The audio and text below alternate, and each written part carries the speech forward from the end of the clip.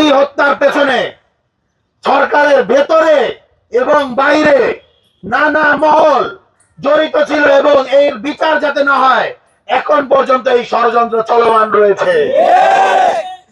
নইলে এখনো কেন বিচার নিয়ে চার্জশিট নিয়ে আসামি ধরা নিয়ে তাল বাহানা করা হয়? আমরা যতই সমালোচনা করি, দিন শেষে ছাত্র উপদেষ্টারা আসলে জুলাইয়ের ভ্যানগার্ড হিসেবে আসলে গভর্নমেন্টে ছিল। যেদিন ছাত্র উপদেষ্টারা পদত্যাগ করেছে তার ঠিক একদিন পরে আমার ভাই শহীদ ওসমান বিন হাদির মাথায় গুলি করে তাকে শহীদ করে দেওয়া হয়েছে।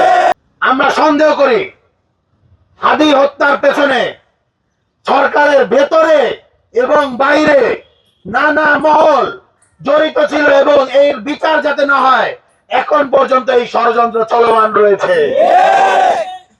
নইলে এখনো কেন বিচার নিয়ে চার্জশিট নিয়ে আসামি ধরা নিয়ে তাল বাহানা করা হয়? ওদের স্বপ্ন পূরণে পাশে থাকতে পেরে আমরা গর্বিত। বাংলাদেশের ইন্টেলিজেন্সকে নিয়ে অনেক কথা হয়। আমি একটা জিনিস বিশ্বাস করি এবং আমরা এই জিনিসটা দেখেছি, হাসিনা কিভাবে তার ইন্টেলিজেন্সকে তৈরি করেছে এবং তারা কিভাবে হাসিনাকে বছরের পর বছর ক্ষমতায় টিকিয়ে রেখেছিল। যে মিলিটারি ইন্টেলিজেন্স বিএনপির মতো এত বড় দল, জামাতের মতো এত বড় দলকে তারা নিঃশেষ করে দেওয়ার জন্য এই পর্যায়ে নিয়ে গিয়েছিল, তাদেরকে আসলে প্রত্যেককে জেলে জুলুমের মধ্যে দিয়ে ভয় দিয়ে শেষ করে দেওয়া হয়েছিল।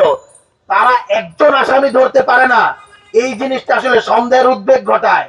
বরং আমরা সন্দেহ করি তাদেরকে আসামি ধরা তো দূর, তাদেরকে নির্দেশই দেওয়া হয়েছে আসামিকে যাতে না ধরা হয়।